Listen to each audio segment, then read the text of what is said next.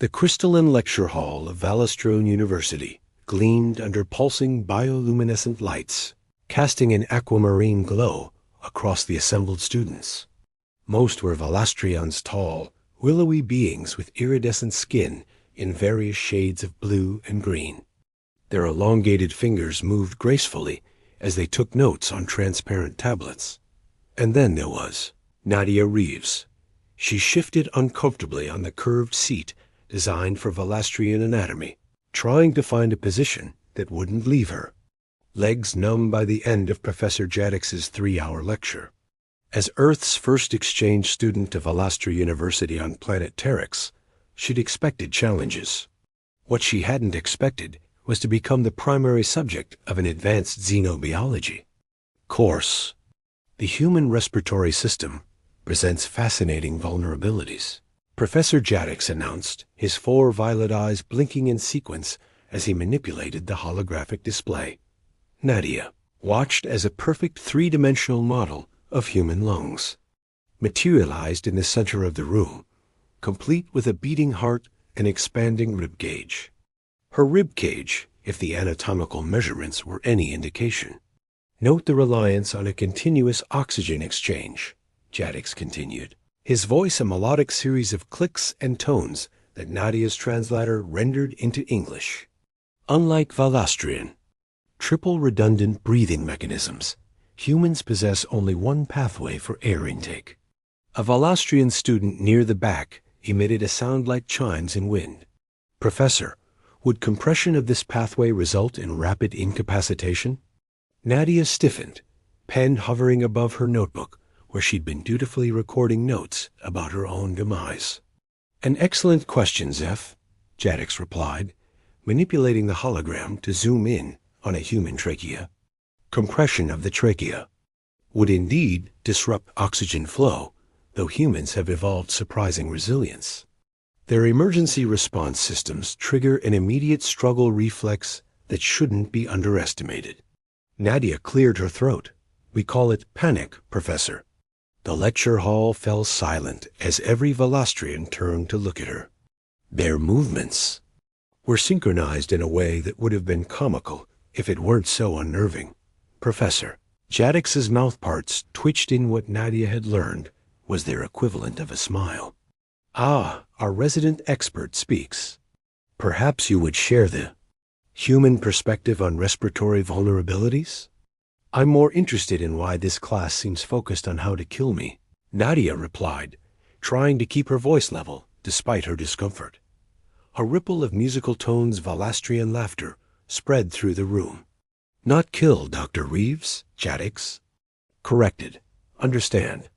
All species must recognize physiological differences to establish meaningful diplomatic protocols. From the middle row, a Valastrian with unusually dark blue skin raised a hand. If I may, Professor Humans study Valastrian physiology with similar detail, do they not? Nadia turned to look at the speaker.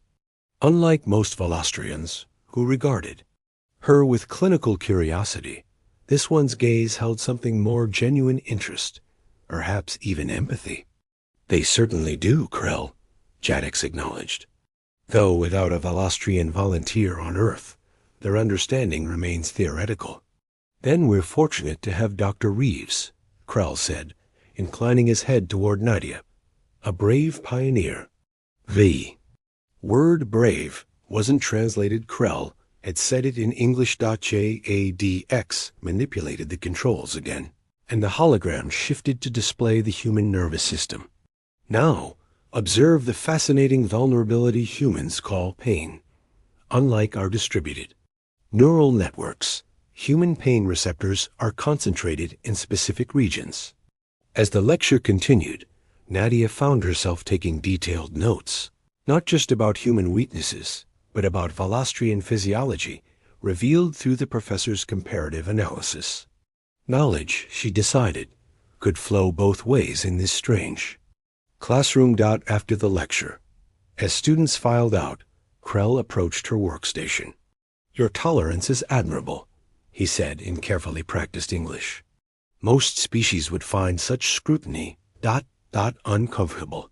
Nadia smiled wryly. Most species aren't paying interstellar tuition rates. Krell's skin rippled with color's amusement. Perhaps we could exchange notes sometime. Your perspective would be valuable for my comparative physiology research. You want to learn about humans beyond how to incapacitate us. I believe understanding strengths is more valuable than cataloging weaknesses, Krell replied. Humans navigated the gravity wells of 13 star systems to reach Terex. That suggests remarkable adaptability. For the first time since arriving on this strange world, Nadia felt something beyond academic determination, a glimmer of connection. I'd like that, she said, gathering her notes.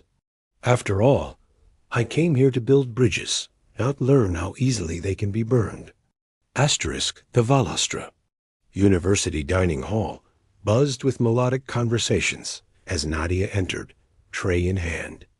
2 weeks into her exchange program, she'd learned to navigate the complex social choreography of Valastrian mealtimes, the importance of sitting according to academic discipline, the ritualistic sharing of nutrient supplements, and the taboo against consuming anything blue, which, given the Valastrians' coloration, made perfect sense. Dr. Reeves.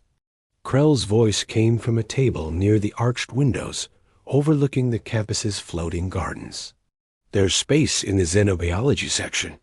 Grateful for the invitation, Nadia made her way to his table. 3 other Valastrians shifted to accommodate her, their skin rippling with what she now recognized as polite acknowledgement. I was just explaining human dietary requirements, Krell told his companions as Nadia sat down. Their metabolic processes are remarkably efficient despite lacking tertiary digestive chambers. Nadia glanced at her tray, a careful selection of protein cubes, synthesized carbohydrate gel, and vitamin-infused water that approximated human nutritional needs. We manage, she said with a smile. The Valastrian across from her Trin, a neurophysiology specialist, leaned forward with interest. Is it true humans consume other living organisms in their natural state? Well, we cook most of our food, Nadia replied. But yes, our diet includes plants and animals. Or did, before synthetic alternatives became standard for space travelers. Trins. Skin darkened with what Nadia had learned signified fascination rather than disgust. Such direct interaction with your ecosystem. Inefficient perhaps, but culturally significant. Speaking of cultural significance, Krell interjected, I've been analyzing Professor Jadix's approach to human physiology. His focus seems unnecessarily centered on vulnerabilities. Nadia shrugged, poking at a protein cube. I've gotten used to it. Yesterday's lecture on pressure points and temporary neural disruption was actually quite informative. But it presents an incomplete picture, Krell argued. For instance, human endurance capabilities under adverse conditions far exceed Valastrian tolerances. Your species can sustain activity after fluid loss that would incapacitate most of us. The 4th Valastrian at their table, Mira, a biochemistry student with pale green skin, made a musical sound of agreement. The data collection seems oriented toward defensive protocols rather than genuine understanding. Nadia froze mid-bite. Data collection? The 3 Valastrians exchanged looks that transcended translation. Finally, Krell explained the interspecies. Diplomatic corps requested comprehensive physiological profiles on all new contact species. Standard procedure since the Proxima incident. The what? Nadia asked. An unfortunate first contact scenario where a physiological misunderstanding led to casualties, Trin explained delicately. A diplomatic delegation inadvertently poisoned themselves by accepting refreshments that contained elements toxic to their biology. Understanding dawned on Nadia. So Professor Jadix isn't teaching an assassination masterclass, he's compiling safety protocols? Precisely, Krell confirmed, though his methodology is traditional. Their conversation was interrupted by a blaring alarm. The dining hall's lights shifted to a pulsing red, and Valastrian voices rose in harmonized concern. "Laboratory containment breach," Mira translated, rising swiftly. "Level 3. That's the biochemistry wing." Nadia followed the others as they rushed toward the source of the alarm. The corridor leading to the laboratories was filled with swirling yellow gas that seemed to cause immediate distress in the Valastrians. Several had collapsed near the laboratory entrance, their skin darkening to a dangerous indigo. "Nitrogen compound," Krell gasped, his movements already slowing, "binds to our respiratory filtration membranes." Nadia made a split-second decision. Human lungs weren't designed like Valastrian breathing apparatus. The gas might affect her differently. She pulled her shirt over her nose and mouth and pushed forward, dragging Krell back from the densest concentration of fumes inside the lab. She found the source, a shattered containment unit, still spewing yellow gas. With her eyes watering, but her consciousness intact, Nadia located the emergency ventilation controls and activated them. Remembering the laboratory safety briefing she'd attended her first day as the gas dissipated, she helped Krell and the other affected Valastrians to the medical bay, where they received treatment for respiratory distress. Hours later, a recovered Krell found her in the university's central atrium. "Your intervention saved several lives today," he said quietly. "Including mine." Nadia shook her head. "I just happen to have different breathing apparatus." "You demonstrated precisely what Professor Jadix has failed to emphasize, that physiological differences can be advantages rather than vulnerabilities." Krell's skin rippled with colors that her translator couldn't capture. "The response team is still analyzing why the human respiratory system proved resilient to the compound. Perhaps," Nadia suggested with a smile, "you should invite me too. Speak in Professor Jadix's next lecture. I have some thoughts on human adaptability he might find educational." Krell's skin brightened. "I believe that can be arranged. And perhaps afterward, you might join me for the Luminary Festival? It's a Valastrian cultural event that few off-worlders experience." Nadia felt an unexpected warmth at the invitation. "I'd like that. After all, I'm here to learn about more than just comparative physiology." "As am I," Krell replied, his gaze meeting hers with unmistakable meaning that transcended species differences. The embassy incident, the Earth Embassy on Terex, was an architectural compromise, structure that incorporated both human and Valastrian design elements without fully satisfying either aesthetic. Crystal spires reminiscent of Valastrian communal hubs rose alongside squared concrete foundations that made humans feel grounded. The result was strikingly unique. Much like the diplomatic relationship it represented, Nadia adjusted the formal Earth diplomatic attire she'd been issued for the evening's cultural exchange event. The flowing blue garment with its intricate embroidery had been designed specifically to accommodate human movement while incorporating Valastrian color symbolism. "The ceremonial attire suits you," Krell said, approaching from across the embassy's central chamber. He wore traditional Valastrian formal dress-layered diaphanous material that caught the light with every movement, creating a constant play of colors across his form. "I feel like I'm wearing a very expensive curtain," Nadia confessed, smiling, "but thank you." The Luminary Festival was beautiful, by the way. I'm still processing everything I experienced. 3 weeks had passed since the laboratory incident, and in that time, her relationship with Krell had evolved into something neither of them had vocabulary to properly define. They had attended lectures together, shared meals, and exchanged cultural knowledge with increasing personal investment. "Ambassador Chun asked me to extend an invitation to you both," interrupted a human diplomatic aide, nodding respectfully to Krell. "The Valastrian science minister has expressed interest in discussing the exchange program's expansion." As they followed the aide toward the embassy's eastern wing, Nadia noticed Krell's skin displaying unusual patterns, rapid shifts between deep blue and nearly translucent sections. "Something's wrong," she whispered. "There's a disharmony in the atmospheric circulation," he replied quietly, "and the security resonators are inactive." Before Nadia could ask what he meant, a deafening explosion rocked the building's foundation. The decorative ceiling panels crashed down, separating her from Krell and the aide. Through the dust and confusion, she heard the distinctive high-pitched whine of energy weapons. "Diplomatic breach. Secure all personnel." Someone shouted through the emergency communication system. Nadia's training kicked in, not her scientific background, but the mandatory crisis protocols all Earth representatives received before off-world assignments. She moved low to the ground, navigating toward the nearest emergency shelter point, marked on the luminescent floor strips.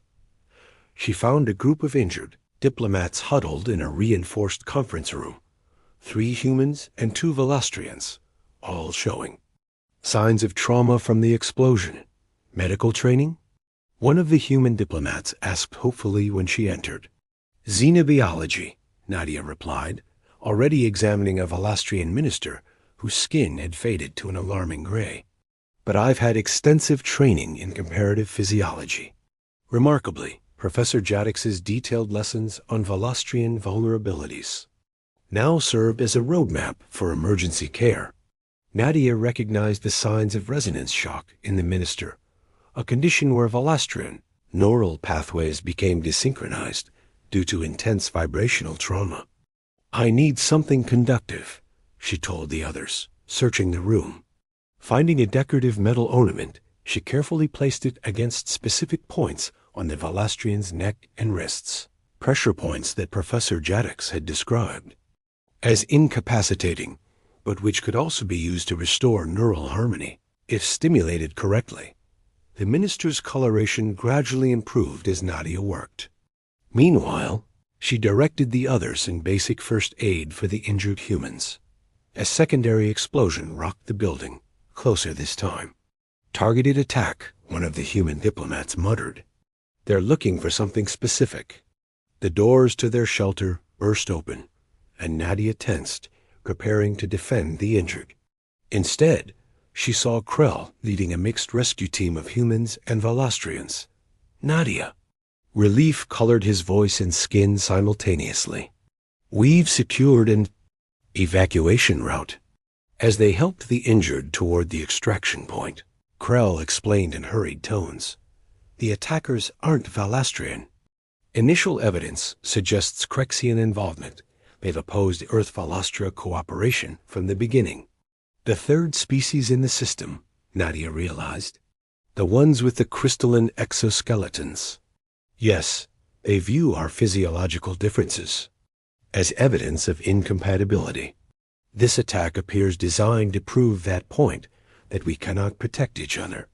As they reached the embassy's secure underground transport hub, Krell pulled Nadia aside while medics attended to the injured. "You saved the science minister using Valastrian medical techniques no human should know," he said quietly. Nadia thought of Professor Jadix's lectures. Turns out detailed knowledge of how to harm someone is remarkably similar to knowing how to heal them. Intention makes the difference. Krell's skin rippled with colors that needed no translation. Admiration, relief, and something deeper that crossed species boundaries. "When we're safe," he said, his fingers briefly interlacing with hers in a gesture that felt shockingly intimate. "There's much we need to discuss about the future of human-Valastrian relations, and perhaps our own." The diplomatic compound outside Valastra's capital city had become a fortress of interspecies tension. 1 week after the embassy attack, representatives from Earth and Valastra occupied opposite sides of briefing rooms, exchanging diplomatic platitudes while security forces from both species eyed each other with barely concealed suspicion. "The evidence against Crexian involvement is circumstantial at best," argued Earth's senior diplomat, a stern woman named Director Harlow. We cannot dismiss the possibility of Valastrian extremist factions, just as we cannot dismiss potential human provocateurs seeking to destabilize the alliance, countered Valastrian High Counselor Jix. The attack methodology bears markers of Earth military training. Nadia sat beside Krell in the observers section, both having been called to provide testimony about the attack. Their proximity to each other, a human and Valastrian sitting together without the formal spacing protocol, drew occasional glances from both delegations. "They're looking for enemies rather than answers," Nadia whispered. Krell's skin darkened. "With agreement. Political instinct often overrides scientific method in crisis situations. We need better evidence," she said. "Something concrete that proves Crexian involvement." "The Crexian delegation has denied all accusations and restricted access to their compounds," Krell reminded her. "Any investigation would require official authorization that neither of our governments seems willing to grant." Nadia considered. What about unofficial investigation? We're still technically academic researchers." Krell's skin flashed with warning patterns. "You're suggesting we conduct independent information gathering? Without diplomatic sanction? I'm suggesting we use our unique positions as people who understand both human and Valastrian physiology to investigate where others can't." Nadia leaned closer. "You've told me the Crexians have specific environmental requirements. Habitation zones that would incapacitate humans but not affect Valastrians, while other areas would impact Valastrian neural harmonics but leave humans unaffected." Krell finished, understanding dawning. A complementary investigation. That night, they slipped away from the compound using Krell's academic access credentials. The Crexian settlement on the outskirts of the city was less a diplomatic presence and more a scientific observation, post at least officially. Their atmospheric processors vent excess nitrogen compounds on the eastern perimeter, Krell explained, as they approached in a borrowed atmospheric survey vehicle. "Harmless to Crexians, but it would cause immediate respiratory distress for me, while the crystalline resonance fields on the western boundary would trigger neural disruption in Valastrians. But just give humans a mild headache," Nadia added. "Perfect defensive perimeter against both our species, but not if we work together." Their plan was elegantly simple.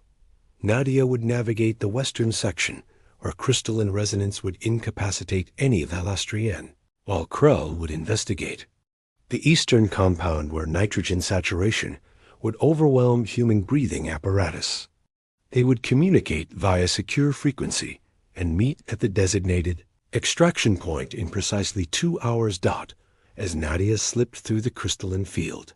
She felt the faint vibration that would have paralyzed Krell. The Crexian facility was eerily beautiful hexagonal structures that seemed to grow organically from the ground, illuminated from within by pulsing bioluminescence.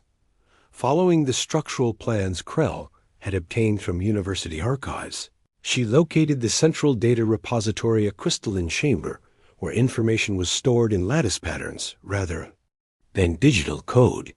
She activated the portable scanner they had modified from laboratory equipment, capturing the complex patterns for later analysis. Meanwhile, across the compound, Krell moved through thick yellow gas that would have collapsed a human's lungs within seconds. His specialized breathing membranes filtered the nitrogen compounds as he accessed the communication hub, downloading transmission records that might reveal connections to the embassy attack. They reunited at extraction point exactly as planned, both carrying vital intelligence. The return journey was tense with anticipation and the knowledge of what they had risked. "If we're correct," Krell said as they analyzed the gathered data in Nadia's quarters, "this proves the Crexians have been manipulating both sides." The evidence was compelling communication records, showing Crexian operatives impersonating both human and Valastrian extremists, detailed plans of the Earth Embassy, including its security protocols, and most damning of all, a strategic assessment of how an attack would impact diplomatic relations. They're counting on our physiological differences to drive us apart, Nadia realized. They've studied both our species just as thoroughly as Professor Jadix studies humans, but with malicious intent. Krell's skin displayed complex patterns of concern and determination. We need to present this evidence, but carefully. The diplomatic situation is fragile. As they finalized their report, Krell suddenly stilled, his skin paling dramatically. Security alert. Someone's accessing this level. Before they could hide the evidence, the door slid open to reveal a Crexion operative crystalline exoskeleton gleaming under the room's lights, multifaceted eyes evaluating them coldly. Researchers, the Crexion's translated voice emerged as a series of sharp tones. Your interference was predicted but underestimated.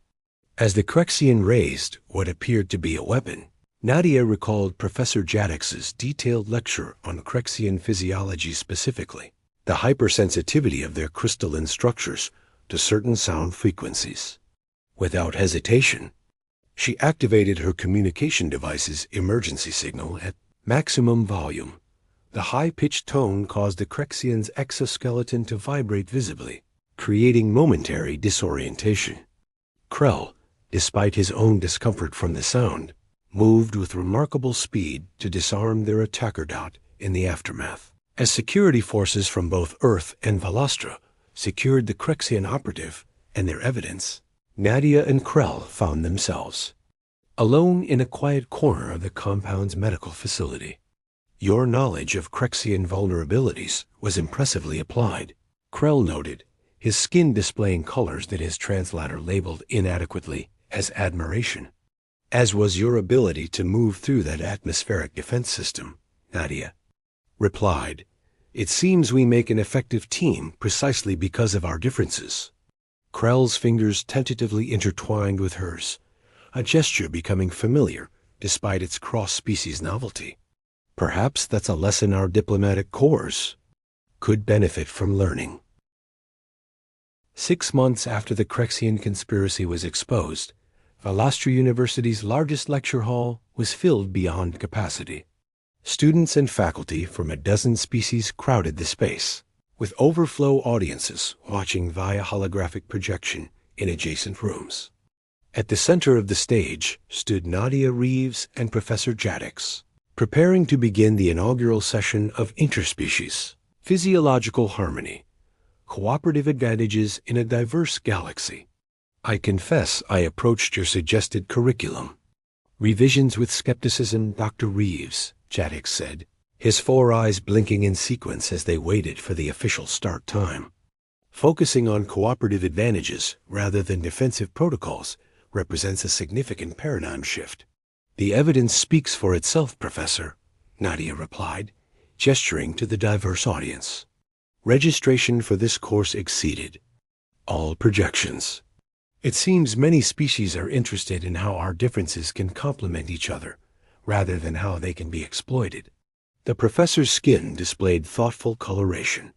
The diplomatic corps reports that the Earth Valastra security protocols developed from your research with Krell have already been implemented across 3 star systems.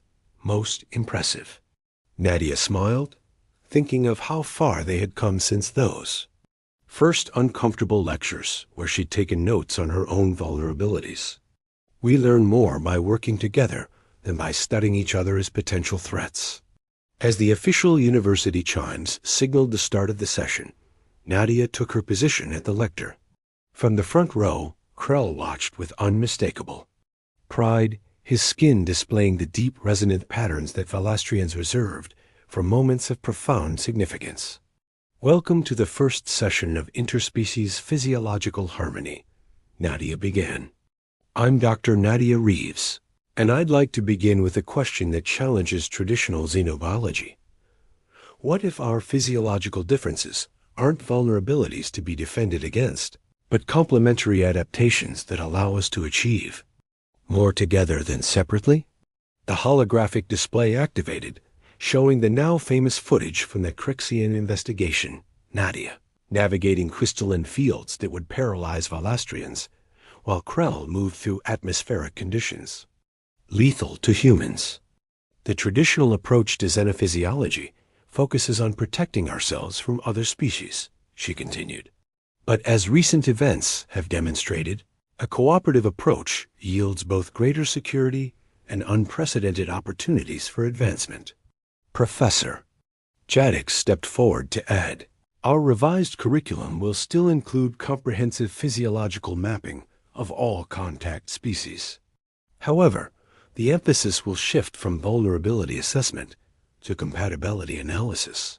For the next 2 hours, they presented case studies demonstrating how different species could work together, using their unique physiological adaptations to overcome challenges impossible for any single species to address alone.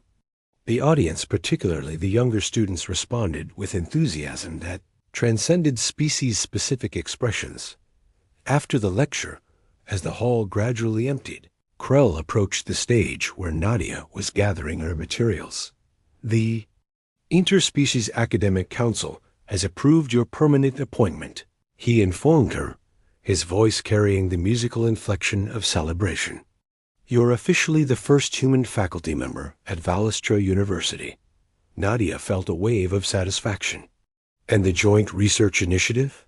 Also approved. Full funding for 5 years, with priority access to both Earth and Valastrian datasets." Krell's skin rippled with colors that had become intimately familiar to Nadia over the months they'd worked together. "We'll be mapping cooperative protocols for 17 contact species." They walked together through the university grounds toward the newly constructed Interspecies Research Center, a facility designed to accommodate researchers from multiple worlds. Their path took them past groups of students from diverse backgrounds. Many engaged in animated discussions about the lecture they'd just attended. "I received a message from Director Harlow this morning," Nadia said as they entered the research center. "The Diplomatic Corps is requesting our input on a new first contact protocol. They want to replace the traditional defensive positioning with what they're calling a complementary capabilities framework, a significant evolution in thinking," Krell noted, though not without precedent. They reached their shared laboratory, a space that had been carefully designed to accommodate both human and Valastrian physiological needs, with atmospheric controls that could shift between their preferred conditions, and workstations engineered for both their forms. As the door closed behind them, Krell's formal academic demeanor softened. His skin displayed the intimate patterns that only Nadia had learned to fully interpret, a private language of color and light that spoke of connection transcending biological differences. "The University Housing Committee has approved our request," he said quietly. "The adaptive residence will be completed next month." Nadia felt a warmth that had nothing to do with the laboratory's temperature settings. Their decision to create a shared living space, one that could adapt to both their physiological needs, had raised eyebrows across both their species.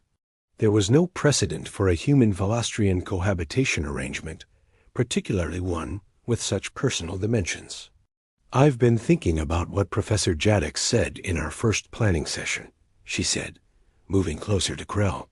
"About evolution favoring adaptation over specialization." "A sound principle," Krell agreed, his fingers gently intertwining with hers in the gesture that had become their own. "Though I believe he was referring to species development rather than individual relationships." "Still applicable," Nadia insisted. "What we're creating this relationship that exists in the space between our physiological differences. It's an adaptation neither of our species anticipated." Krell's skin displayed the deep, resonant blue that Nadia had come to recognize as profound emotion. "The Valastrian philosophical tradition teaches that consciousness seeks harmony across all barriers. Perhaps our connection is less unprecedented than simply unrecognized until now." Outside their laboratory window, the twin moons of Terex rose over the university spires, casting dual shadows across the grounds where humans and Valastrians walked together, no longer separated by fear of their differences. We began by studying how to incapacitate each other, Nadia reflected, and discovered how to complement each other instead. An evolutionary advantage, Krell agreed, born from the very differences others sought to exploit. As they stood together, representatives of worlds separated by light years of space and billions of years of divergent evolution, their shadows merged into a single shape against the laboratory wall, distinct yet inseparable.